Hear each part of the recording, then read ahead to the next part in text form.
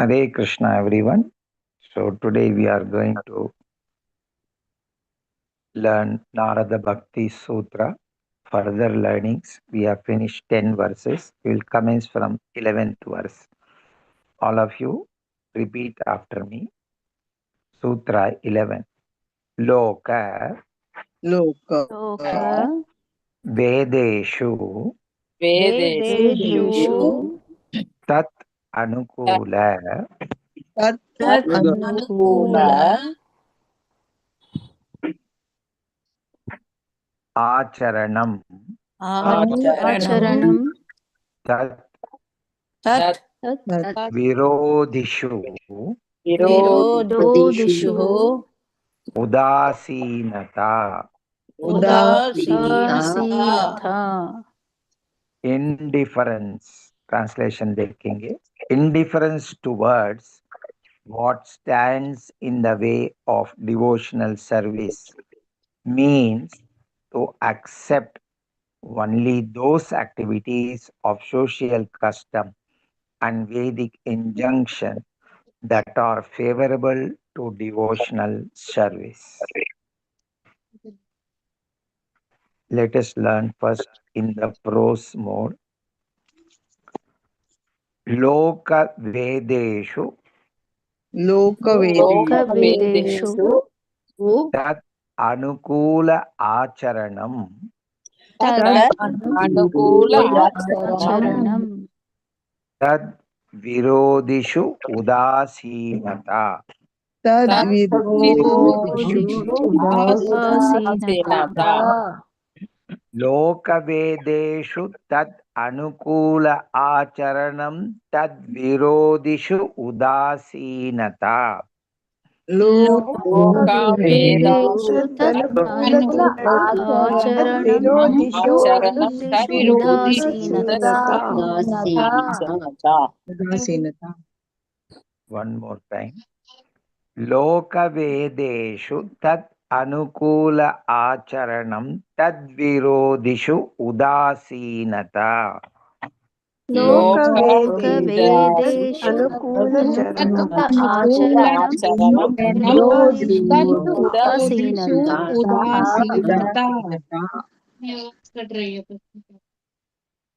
Depending on the shlokas, I will break it properly and you recite to that much first and then entire shloka in the tune, whatever I tell.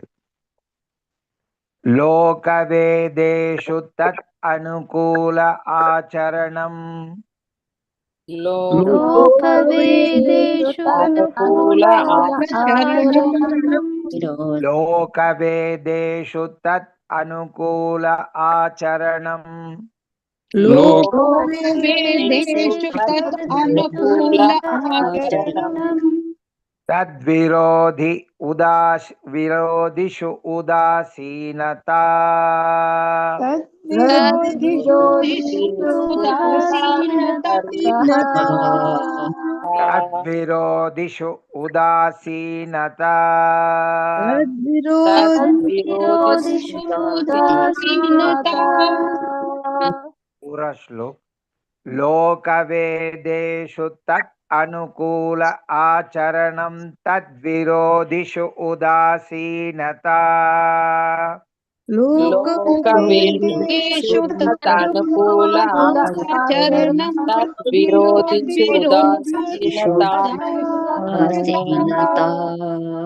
लोकवेदेषु तत् अनुकूल आचरणं तद्विरोधिषु उदासीनता Lokavedeshu tat anukula acharanam virodhishu udasinata.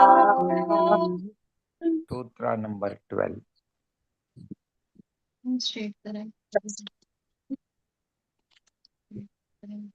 भवतु Bhavatu निश्चय Nishchaya दार्ढ्यात् Dardhyat ऊर्ध्वम् Urdhvam I think it is दार्ढ्यात् Dardyat. दार्ढ्यात् Dardyat.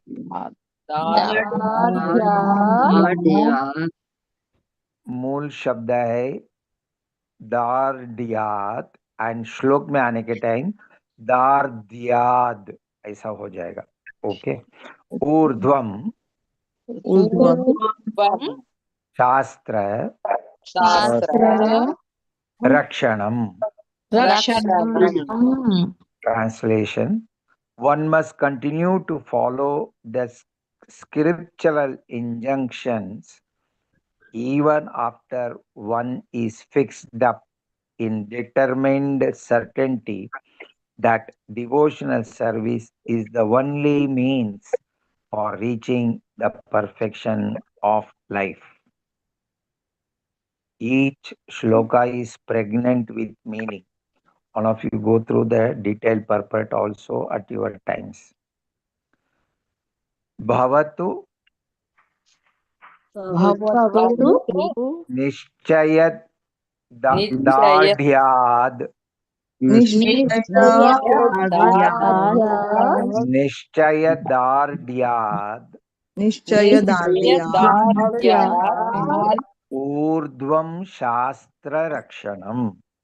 ऊर्ध्वं शास्त्ररक्षणम् पूरा श्लोक pros mode में. भवतु निश्चयदार्ढ्याद ऊर्ध्वं शास्त्ररक्षणम्. भवतु शास्त्ररक्षणम्.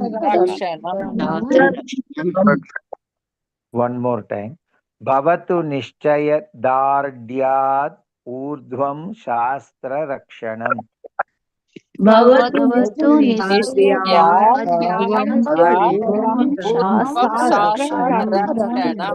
शास्त्ररक्षणम्.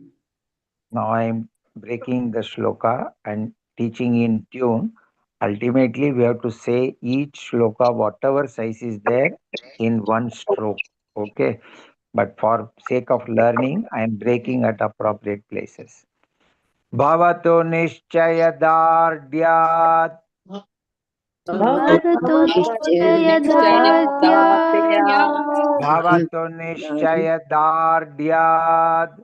भवतु निश्चयदार्ढ्यात् Urdhvam shastrarakshanam. Urdhvam shastrarakshanam.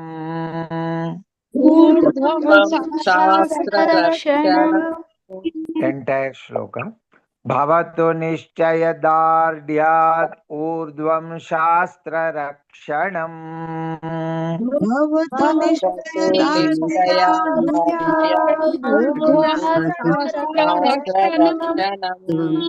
Bhavatu nischayadaardyat urdhvam shastrarakshanam.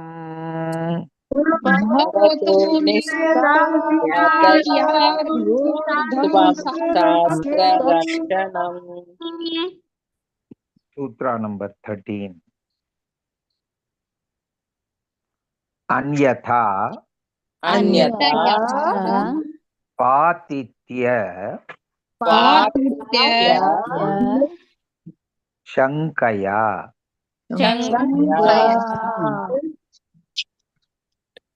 Translation: otherwise there is every possibility of falling down. Now we will learn in the prose mode first. Anyatha patitya shankaya.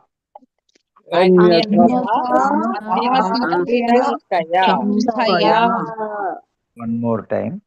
Anyatha patitya shankaya.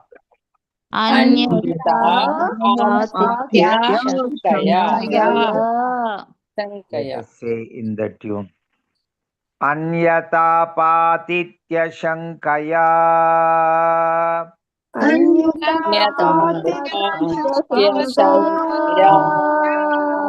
Anyatha patitya shankaya shankaya.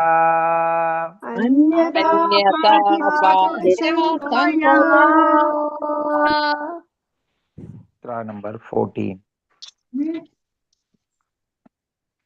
Loke Loke api api tavat tavat eva eva bhojana bhojana adi adi vyaparaha vyapara tu avadhi. tu avadhi Avadhi. That's all. Translation. बीच में कुछ word रह गया क्या? त्वा शरीर वो सब इधर आया नहीं. हाँ, त्वा शरीर धारणा अवधि. Okay, here it is not in red color, it is there. Sharira dharana avadhi. avadhi Translation. For as long as the body lasts, one should engage minimally in social and political activities and in such matters as eating.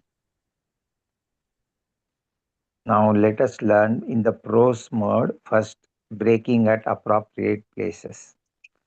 Lokepi tavad eva.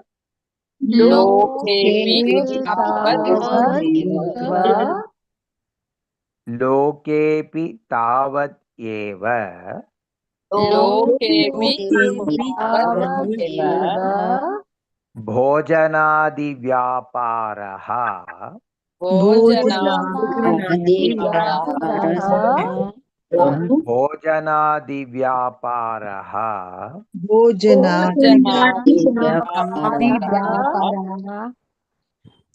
Tva sharira dharana avadhi. Tva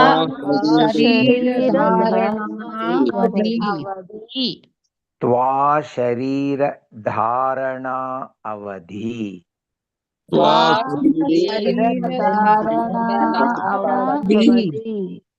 अभी और जोड़ के बोलेंगे. लोके पितावद एव भोजनादि व्यापारस त्वा शरीर धारणा अवधि. One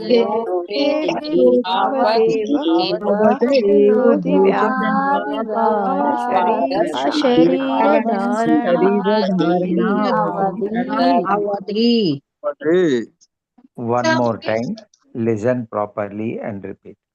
Lokepi tavadeva bhojanadi vyaparas tva sharira dharanavadi.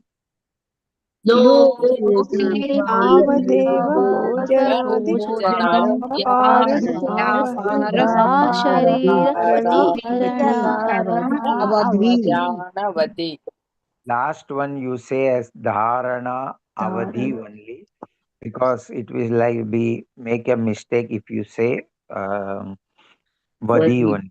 So it will be wrong. Avadhi is correct. Okay. Now we will say in the tune. Lokepi tavadeva bhojanadi. Lokepi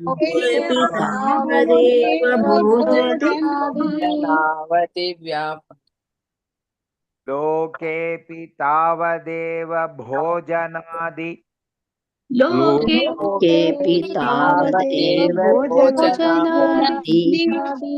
व्यापारस्त्वा शरीर धारणा अवधि.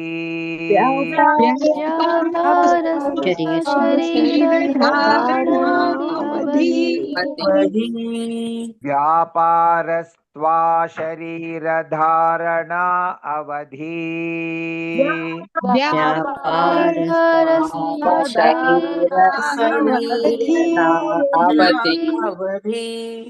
पूरा श्लोक. लोकेपि तावदेव भोजनादि व्यापारस्त्वा शरीर धारणा अवधि.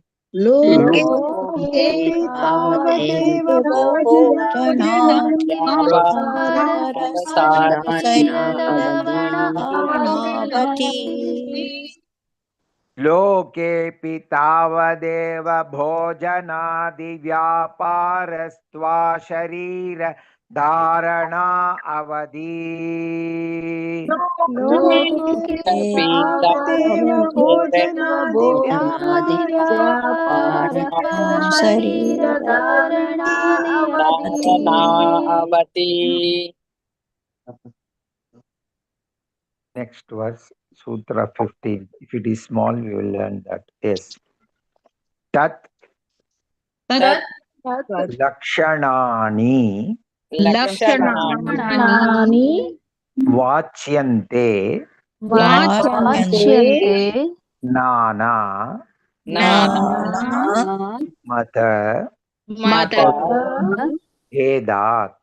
भेदात् Translation. Now the characteristics of devotional service will be described according to various authoritative opinions. Let us learn in the prose mode. Tallakshanani vachyante लक्षणानि वाच्यन्ते Tallakshanani vachyante लक्षणानि वाच्यन्ते nanamata bhedat. नानामतभेदात् Nanamata bhedat. नानामतभेदात् Pura shlok. Tallakshanaani vachyante nanamata bhedat. लक्षणानि वाच्यन्ते नानामतभेदात् One more time.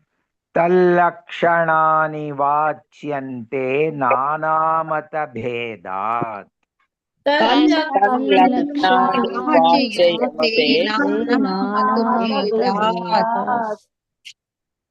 Let us learn in the team.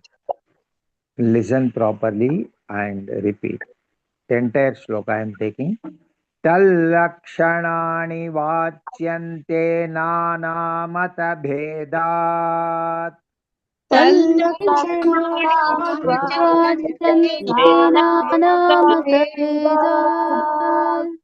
Tallakshanani vachyante nanamata bhedat.